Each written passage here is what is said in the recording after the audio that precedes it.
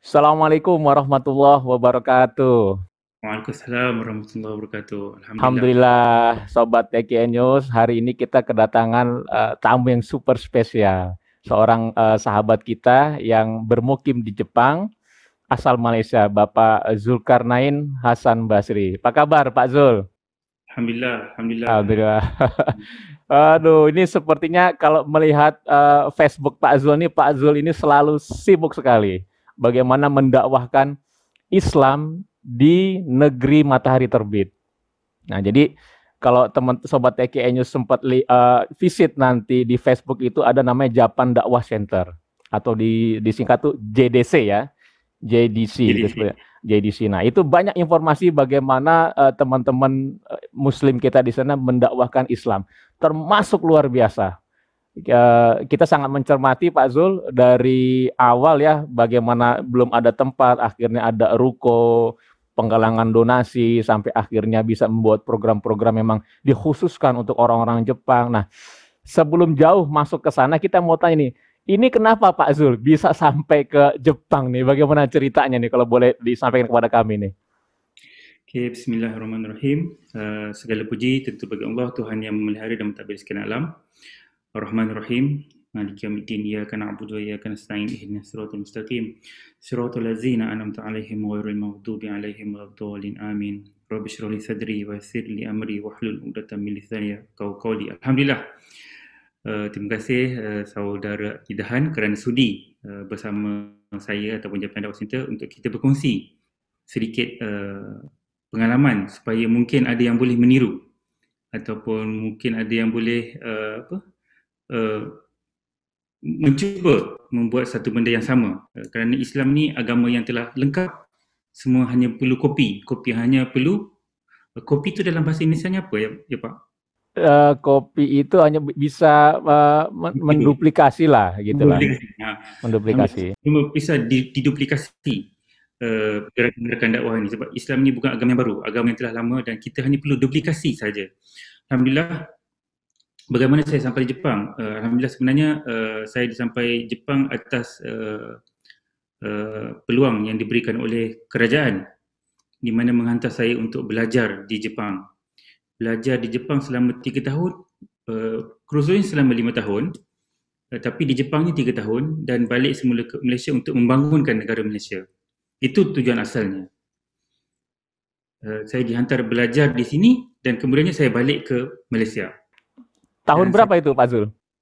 Saya datang tahun 94. Oh, 94. Saya pulang tahun 97. Oke. Saya pulang ke Malaysia. Selepas itu saya bekerja di Malaysia. Semasa saya berada di Jepang, saya bertemu dengan wanita Jepang. Saya berkahwin dengan. Berkahwin dan saya pulang ke Malaysia, tinggal di Malaysia selama lebih kurang 12 tahun. Setelah saya bekerja 12 tahun, syarikat dipanggil apa ya bahasa Indonesia? Syarikat. Perusahaan tersebut menghantar saya ke ibu pejabatnya di Osaka. Saya dipindahkan daripada di Malaysia ke bekerja di ibu pejabatnya di Osaka. Dan dari situlah bermulanya kerja dakwah saya. Apabila saya dipindahkan, keluarga saya dipindahkan ke Osaka, saya dapati anak saya makin lama makin hilang Islamnya. Saya ajar anak saya ada 3 orang anak saya sebenarnya, lelaki, saya ajar, tetapi semakin tahun, bulan demi bulan, tahun demi tahun, imannya semakin hilang.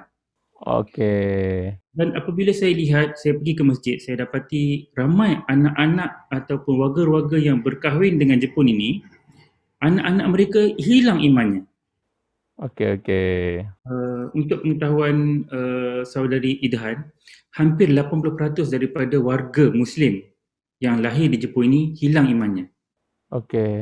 Amat sedikit yang boleh mengekalkan Islam. Jadi daripada itu saya merasa takut. Dan saya beranggapan, saya tidak boleh cukup hanya mengajar pada anak saya. Kerana ajar anak saja, cucu saya tak mungkin. Saya yakin. Betul.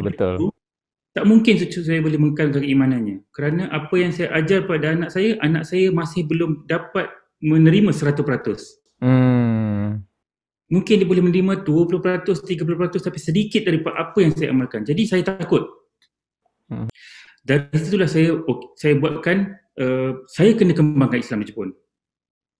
Saya kena kembangkan Islam kerana saya tahu saya mahu menjaga keturunan saya berkekal dalam Islam, jadi saya perlu kembangkan supaya lebih ramai orang memeluk Islam. Kerana di Jepun ini tidak ramai yang Muslimnya, amat sedikit. Ya. Tapi mereka tidak takut untuk menerima informasi baru. Kalau Pak Idham lihat kebanyakan video-video warga Jepang, mereka tidak menolak Islam. Ya. Mereka tidak tahu Islam. Dan mereka sendiri telah mengamalkan kehidupan seperti Islam, apa yang Islam mahukan. Jadi inilah yang menjadikan penyebab utama saya sampai ke Jepang dan mula berdakwah ke warga Jepang. Itu berarti tahun 2009 ya, ketika Pak Zul satu keluarga itu move to Osaka ya? Ya betul, 2009. Oke. Tahun 2009 saya berpindah ke Osaka. Nah, tadi ada yang menarik nih Pak Zul. Anak-anak maupun orang-orang Muslim yang akhirnya pindah ke sana itu bisa terjadi iman berkurang. Kira-kira tuh apa penyebabnya? Apakah faktor lingkungan begitu dominan atau gimana? Dominannya kerana adalah warga di Jepang ini, negaranya serba moden. Negaranya serba moden. Jadi orang di sini serba mengikut peraturan. Dan warga-warga Muslim yang tinggal di Jepang ini terikut-ikut dengan budaya mereka. Ya. Dan oleh kerana informasi Islam amat kurang ataupun dengan lebih ketat, lebih tepat hampir tiada, jadi mereka tidak tahu Islam. Warga-warga Muslim ini tidak tahu Islam dan mereka lebih tahu budaya Jepang. Dan mereka lihat budaya Jepang ini lebih baik daripada Islam. Mereka nampak budaya Jepang lebih tinggi daripada Islam. Jadi mereka terikut-ikut dengan Dan ialah sebab mereka tidak tahu Islam, mereka tidak tahu kehebatan Islam, tapi mereka di depan mata mereka nampak Jepang ini negara yang hebat, teratur, orangnya pun ramah mesra, baik. Jadi mereka terpaksa menjadi orang Jepang. Ya. Inilah penyebab utama yang menjadikan Muslim di sini hilang imannya. Ini menarik, berarti Pak Zul itu memang, maaf kalau nanti saya salah bisa diluruskan, di masa awal itu memang tidak pernah terfikirkan sebelumnya untuk melakukan dakwah di Jepang. Karena studi, bertemu dengan wanita di sana, akhirnya berkawin, gitu kan. Lalu ternyata dapat tugas untuk dipindahkan ke Osaka. Dan di situ Pak Zul itu pertama cuman concern kepada keluarga ya kalau nggak salah. Bagaimana supaya anak-anak bisa terjaga Islam, iman, ihsannya seperti itu kan. Nah, dari situlah baru kenapa nggak sekalian untuk muslim-muslim yang lain ya. Nah, jadi awal Japan Dakwah Center itu didirikan bagaimana tuh? Kapan secara resmi? Ataukah Pak Zul sudah ada tim? Atau waktu itu hanya sendiri dengan istri atau dengan anak-anak saja atau bagaimana? Apabila saya dapati anak saya kurang imannya, saya berdakwah, lama-lama gerakan dakwah saya semakin besar, agak besar. Dan kebanyakan masjid-masjid Jepun ini didirikan oleh warga asing. Warga asing, kebanyakannya warga Pakistan, warga India, kebanyakannya warga-warga Arab dan juga warga Arab. Mereka ini, kebanyakan mereka tidak ada intensif untuk berdakwah kepada warga Muslim. Mereka fokus membina masjid untuk diri mereka bersembahyang, untuk warga Muslim yang bersolat. Kerana kebanyakan warga Muslim di sini berpendapat warga Jepun tidak minat agama. Kerana lebih 90% warga Jepun tidak mempunyai agama. Walaupun mereka mengatakan bahawa mereka Buddha, tapi mereka tidak mempunyai pegangan yang tetap. Jadi warga-warga Muslim ini, mereka tidak berfikir bahawa warga Jepun ini berminat dengan Islam. Jadi mereka kurang melakukan kerja dakwah. Dan mereka pula tidak boleh fasih bahasa Jepang.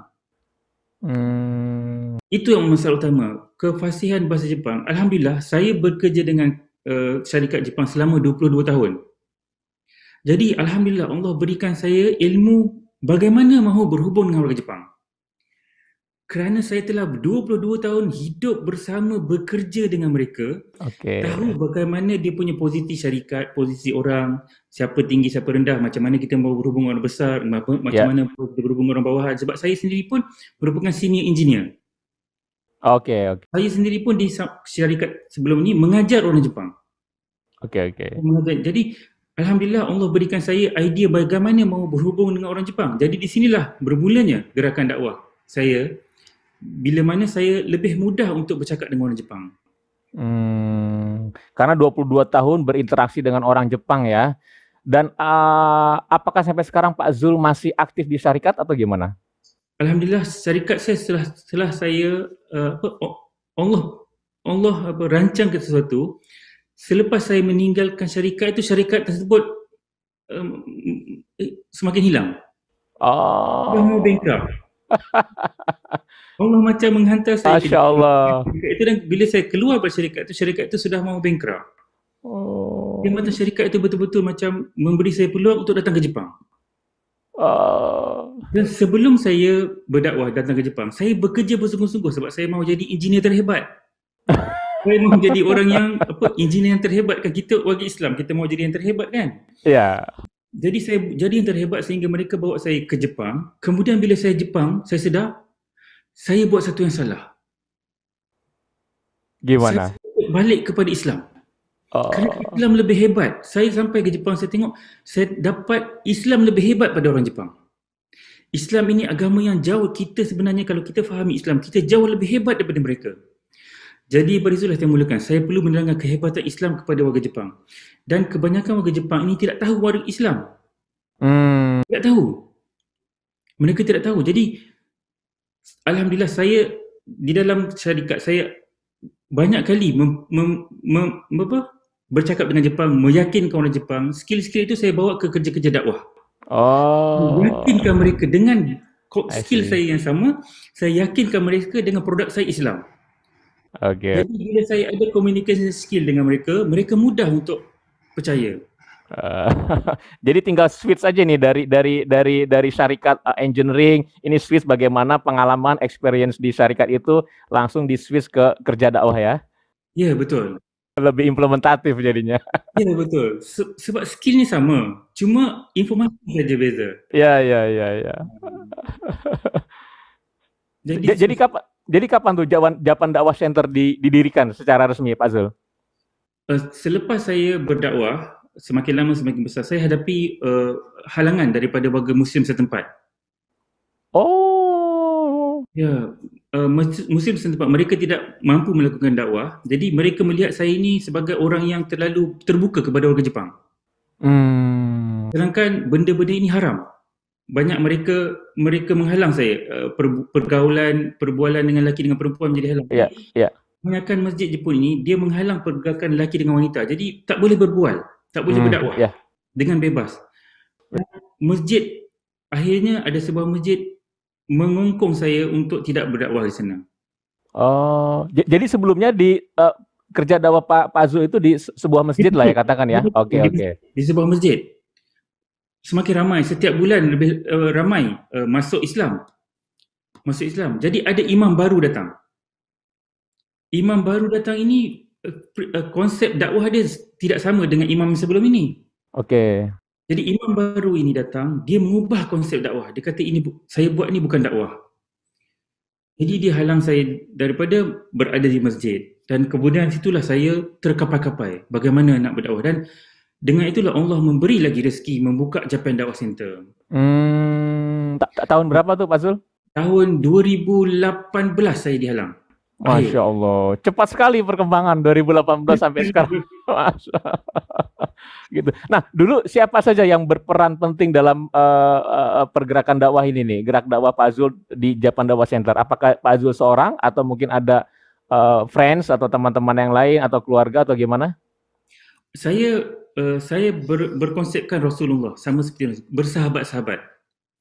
Saya panggil seramai mulia sahabat saya yang telah saya convertkan Islam, telah Islam bersama saya, dan juga sahabat-sahabat warga Indonesia, warga Malaysia yang bersama saya. Untuk pengetahuan Pak Idham, warga kita, warga Melayu khususnya, amat baik untuk berdakwah. Oh, oke. Kerana budaya kita, percakapan kita hampir sama dengan budaya Jepang. Oke, oke. Kita orang-orang yang agak lembut, Lembut. agak Ya. mudah. Mereka warga Jepang pun amat suka dengan warga Asia.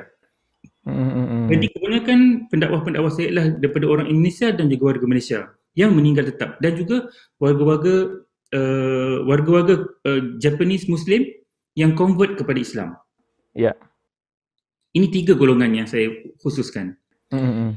Kerana mudah untuk berbahasa dan budaya kita yang sama, makanan kita yang sama, memudahkan saya untuk berkolaborasi dengan orang sekeliling. Alhamdulillah, Allah anugerahkan saya dengan akan ada sentiasa saja yang mahu menolong. Akan ada saja. Dan saya melihat sebenarnya halangan saya di masjid itu bukan halangan sebenarnya. Allah mahu membesarkan lagi kerja dakwah. Betul, betul. Kerana jika di masjid tadi, tempat saya hanya berdakwah 2 hari seminggu. Hari Sabtu dengan hari Ahad. Tetapi selepas masjid itu menghalang saya berdakwah 7 hari seminggu sekarang. Cara Allah untuk mengembangkan dakwah tuh kadang-kadang di luar kita punya pikiran ya. Dianggap mungkin kita kita diasingkan. Justru itu cara Allah untuk membesarkan dakwah kita gitu ya, Masya Allah. Saya pada ketika itu saya terfikir, saya tak fikir imam itu, saya fikir mengapa dakwah saya dihalang, mengapa Allah tidak beri saya buat kerja dakwah. Saya terfikir terduduk tau, saya terfikir saya bukan salahkan imam tu. Saya ada sesuatu yang saya mungkin tapi saya agak terkesan lah. Kemudian saya berdoa kepada Allah, kemudian Allah kurniakan seorang pertubuhan yang membantu saya membina Japan Dakwah Center. Oh, oke. Kerana jika tidak ada halangan, saya terlalu seronok di sana berdakwah. Tiap-tiap minggu, hari biasa bekerja, hari minggunya saya pergi ke sana berdakwah, dan hari Isninnya saya bekerja semula, dan hari weekendnya saya berdakwah. Jadi dah seronok dah di situ. Dah setiap bulan pun dah ada seorang, 2 orang memeluk Islam. Dah orang kata dah selesa. Tapi bila Allah tutupkan di pintu di dakwah sana, saya terbeliak mata saya. Saya kena membuatkan sesuatu. Jadi dari situlah saya terfikir untuk Allah berikan anugerah untuk memikir membina Japan Dakwah Center. Sekarang udah full time ya, 7/24 ya. Jadi selama 1 pekan mengurusi untuk perkembangan Japan Dakwah Center ya. Ngomong-ngomong itu lokasi di mana? Kita punya ini Pak Zul, Japan Dakwah Center lokasi di Osaka di wilayah mananya gitu? Di antara dia di wilayah Osaka, di Osaka City, di selatan Osaka, berada di pertengahan di antara Kansai International Airport dengan Osaka City. Oh, oke. Jadi siapa sahaja yang datang ke Jepun pasti melalui depan Japan Dakwah Center ini, kerana kereta api berada di depan. Saya 2017 pernah ke Jepang. Jadi saya ke masjid yang dekat dengan stasiun Osaka, by train ya gitu kan. Itu di bawahnya itu saya lupa nama daerahnya, di bawahnya itu ada minimarket lah. Banyak ada orang-orang Malaysia juga. Saya pas ke sana tuh kalau setiap tahun tuh ada dipergilirkan mubalik atau ustadz dari Malaysia untuk membina masyarakat muslim. Jadi sana memang ada campur, ada Pakistan, Timur Tengah, ada orang Indonesia, ada orang Melayu lah gitu kan. Nah itu saya lupa namanya. Pokoknya di bawahnya itu minimarket, di sekeliling itu nanti ada kebab, ada resto-resto halal lah gitu kan. Nah kalau Pak Zul ini lokasi berarti di pertengahan antara Kansai Airport dengan Osaka City ya? Untuk Osaka City, yes. Oke. Kalau untuk naik itu lebih dekat, turun di mana tuh? Naik kereta? Naik kereta turun di Sugimoto-cho nama. Sugimoto ya, oke. Nama stesen. Betul-betul berada di hadapan Japan Dakwah Center ini. Betul di hadapan sana.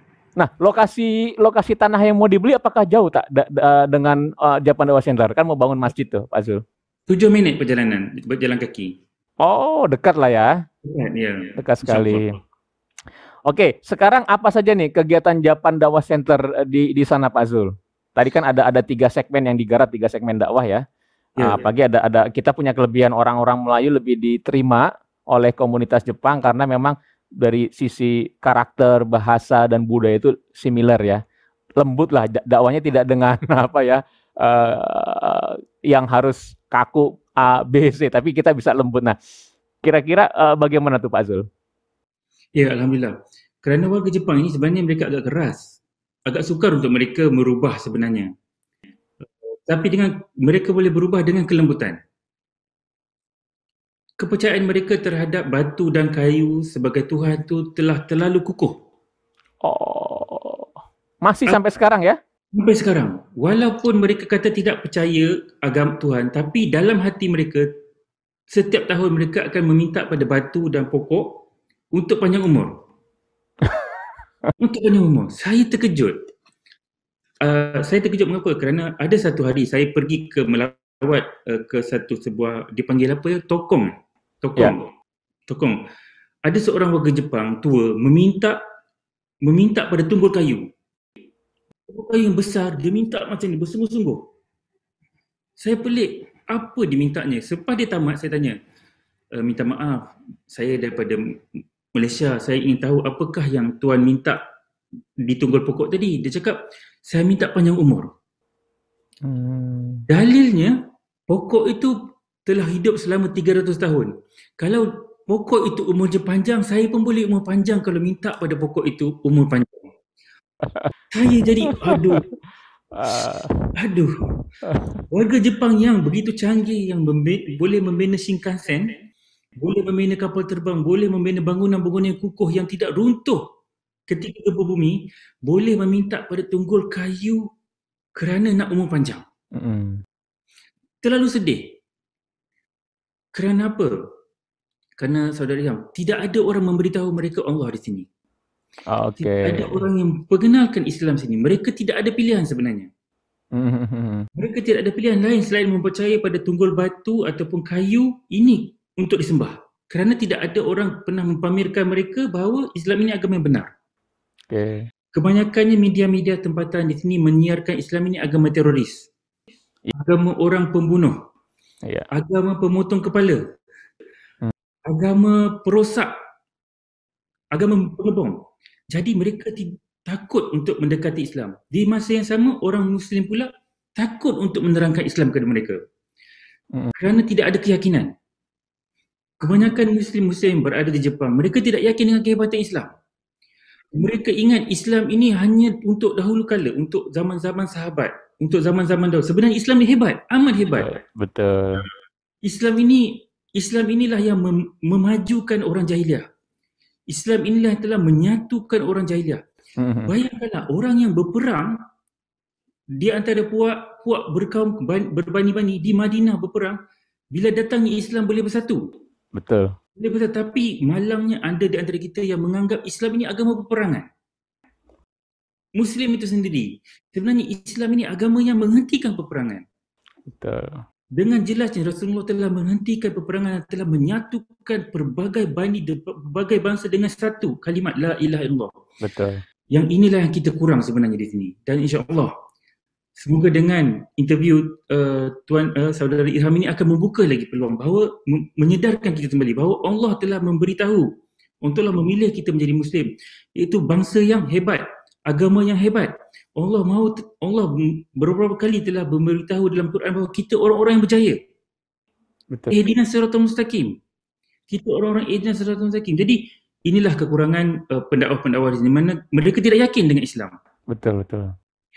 Warga Jepang ni, Tuan Idham, kalau kita yakin dengan Islam, kita bawa cakap dengan mereka, mereka dengar. Mereka akan dengar. Kalau kita pakai pakaian cantik begini, smart, pakaian yang cantik-cantik kan, kita cakap Islam, mereka akan dengar. Sebab mereka tahu Islam ni hebat. Betul. Inilah sebenarnya cara saya berdakwah kepada mereka. Jadi yang dilakukan Pak Azul ini adalah passing kepada orang-orang Jepang. Jadi kita coba menyamakan titik temu dengan orang-orang Jepang. Untuk hal yang terkecil pun seperti pakaian lah. Kita tidak bawa simbol-simbol yang sifatnya karena mindset mereka memang tadi disampaikan oleh Pak Zul, sebagian mindset mereka ini Islam itu agama perang, teroris, radikal, tidak bersahabat, potong leher. Nah, itu kan identik dengan apa yang terjadi di Timur Tengah, dalam arti memang di Timur Tengah ini kan konflik itu terus membara. Jadi Pak Zul ini tidak mengedepankan simbol budaya Timur Tengahnya, tetapi simbol budaya Melayu yang tadi Pak Zul sampaikan bahwa Melayu ini punya titik persamaan. Ya kita pakai yang cantik-cantik lah, yang bagus-bagus, dan gitu mereka sudah ada perasaan nyaman. Oh, dia sama saya ini sama gitu kan. Nah, disitulah baru Pak Zul penetrasi bagaimana value of Islam ya. Wah, luar biasa. Nah, dari 2018 nih terakhir sebelum Pak Zul kita tutup, Pak Zul juga ada keperluan pukul 12.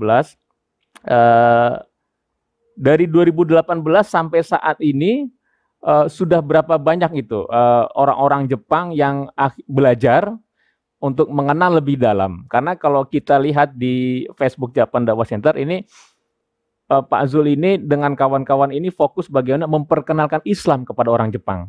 Di samping juga untuk orang-orang Muslim lainnya diubah mindsetnya dalam cara dakwahnya. Jadi kan ada dua hal nih. Nah, bagaimana nanti nih perkembangan orang-orang Jepang yang belajar di sana sudah berapa banyak, dan yang kedua kira-kira apa sih testimoni mereka setelah mereka ikut karantina dalam tanda kutip Pak Zul secara konsisten mendakwakan Islam, apa sih akhirnya yang mereka rasakan dan statement apa yang keluar dari mulut mereka tuh Pak Zul? Okey, alhamdulillah tahun ini saja sudah 9 orang akan hari ini akan ada bersyahadah lagi seorang. Alhamdulillah. Minggu lepas 2 orang. Tahun ini saja dekat hampir 9 orang telah bersyahadah setelah setahun tertubuhnya Japan Dakwah Center. Baru setahun umurnya, usianya. Alhamdulillah. Apabila kita perkenalkan saudara Islam kepada Jepang Islam ini, apa yang terjadilah mereka pula berdakwah kepada warga mereka. Oh. Mereka yang belum Islam ini, yang tahu Islam ini hebat, mereka mula berdakwah kepada bangsa-bangsa mereka. Mereka kongsikan segala berita di Japan Dakwah Center ini, segala artikel Islam ini, mereka kongsikan kepada kawan-kawan mereka. Kenapa? Mereka tahu Islam itu benar, tapi untuk masuk mereka takut. Jadi mereka kena tahu orang sekeliling mereka, beritahu orang sekeliling mereka bahawa mereka suka Islam. Jadi apabila mereka memeluk Islam, orang sekeliling tidak takut. Jadi Allah jadikan satu ketakutan mereka itu untuk mereka berdakwah. Bila mereka berdakwah, mereka bertambah yakin. Jadi inilah yang terjadi di mereka, mana mereka tahu sebelum ini mereka tidak tahu Islam. Bila mereka tahu Islam itu agama hebat, agama yang benar, agama yang lurus jalannya, mereka yakin, dan bila mereka yakin, mereka mula pula berdakwah. Kalau saudara Ilham tengok, ramai Jepang-Jepang yang mengeluarkan testimoni pembelajar mereka di Japan Dakwah Center. Ada YouTube channel khususnya untuk warga-warga Jepang tengok apa yang mereka tahu. Dan sebenarnya kita ni, saya bukan membuat perkara yang baru. Kalau untuk negara kita, negara tanah air kita, pastinya saudara Ilham kenal Wali Songo. Inilah yang saya cuba lakukan di sini. Menjadi Wali Songo mereka. Di tanah kita, Wali Songo telah mengembangkan Islam dengan mengamalkan budaya-budaya kita, budaya-budaya Melayu. Dan inilah saya datang ke Jepang dengan menggunakan teori dan sama dengan Wali Songo ini, memasukkan secara perlahan-lahan kepada mereka Islam. InsyaAllah, semoga Allah membuka hidayah untuk mereka. Alhamdulillah. Terima kasih banyak nih Pak Zul atas 30 menitnya yang sangat menarik. Jadi bisa disimpulkan teman-teman kita, saudara-saudara kita yang di Jepang ini memang karena kita belum mampu, karena kita nggak boleh juga menyalahkan mereka. Kenapa mereka tidak Islam?